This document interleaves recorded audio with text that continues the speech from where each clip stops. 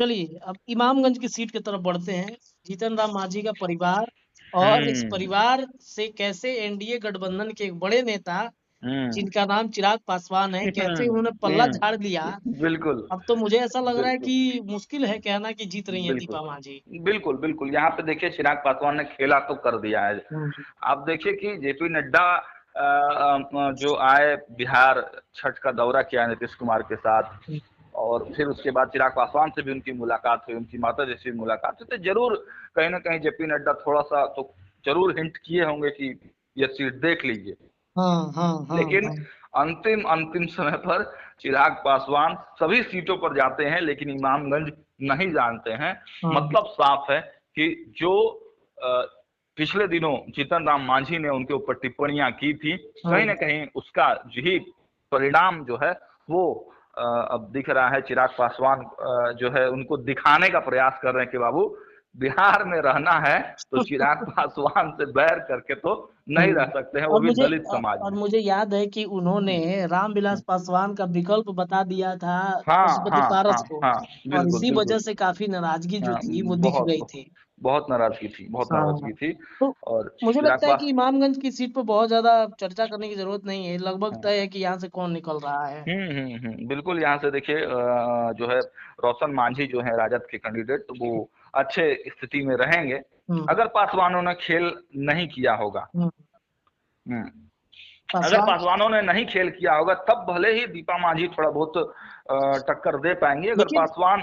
हाँ। एक और बड़ी बात है ना सागर की, हम्म। यहाँ पर लौकुश समीकरण भी है। नीतीश हम्म। की वजह से हम्म। लौकुश समीकरण शायद मांझी की साख जो है वो बचा हम्म। ले। मांझी की लाज बचा ले इमामगंज में। हाँ, ये देखिए पासवान समाज लगभग यहाँ पर 25,000 है, हम्म, आपको बताते चले रत्नेश। जी। और मांझी समाज की बात करें तो 40,000 के लगभग है।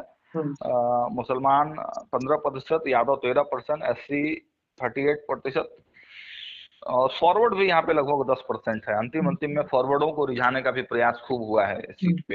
हम्म, तो देखिए यहाँ पे त्रिकोणात्मक है, आकलन कुछ भी किया नहीं जा सकता है, लेकिन दीपा मांझी कहीं ना कहीं कमजोर जरूर साबित हुई है अंतिम अंतिम तक अपने। ये जो लास्ट अपडेट तो यही आ पा रहा है हम्म, दीपा मांझी। और रोशन मांझी कहीं ना कहीं अच्छे स्थिति में है, क्योंकि पासवान का वोट जो है ना जितेंद्र मांझी काट ले रहे हैं। हम्म, बिल्कुल। पासवान समाज का वोट जरूर जितेंद्र पासवान जो जनसुराज की कैंडिडेट है वो कहीं ना कहीं काट ले रहे हैं, और इसी वजह से जो है दीपा मांझी को दिक्कत हो रहा है रत्नेश। जी चलिए, बहुत शुक्रिया। देखिए दर्शकों, चार सीटें, चार में से एक लगभग एनडीए के खाते में, हम्म। और एक से दो सीटें एनडीए खाते में, बाकी दो सीटों पर आरजेडी, महागठबंधन और जनसुराज जो है इन सीटों पर सबसे ज्यादा बेलागंज में लीड में है। तो ये हम्म। प्रशांत किशोर के लिए भी एक बड़ी जीत हो सकती है 2025 चुनाव से नहीं, पहले हमारे एक साथ। एक एक सवाल हम आपसे भी पूछना चाहेंगे प्रतेश, कि आप बिल्कुल भी बिल्कुल। लगातार फील्ड में रहे हैं। जी जी जी। जनसुराज को आप कैसे देखते हैं इस उपचुनाव में?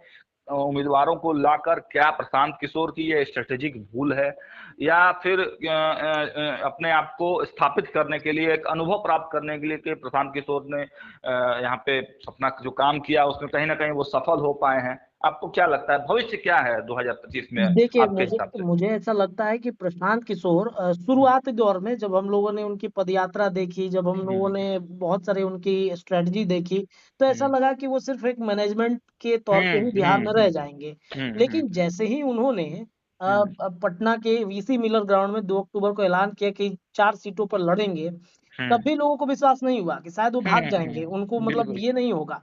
लेकिन लोगों ने जैसे उन कैंडिडेट का चुनाव उन्होंने किया, कैंडिडेट हम्म। बदला भी, तब भी लोगों हम्म। को लगा कि अरे बताइए, कैंडिडेट चुनने में वो हम्म। इतनी बड़ी गलती कर रहे हैं 4 सीटों पर, तो हम्म। 243 पर कैसे करेंगे। हम्म। लेकिन जो कैंडिडेट उन्होंने चुनाव किया, उसके बाद जो ताकत उन्होंने दिखाई है इस चुनाव में, मुझे ऐसा लगता है कि 2025 में तो एक बड़े फैक्टर बनेंगे। बिल्कुल। प्रशांत किशोर बहुत बड़े बिल्कुल। फैक्टर बन करके उभरेंगे।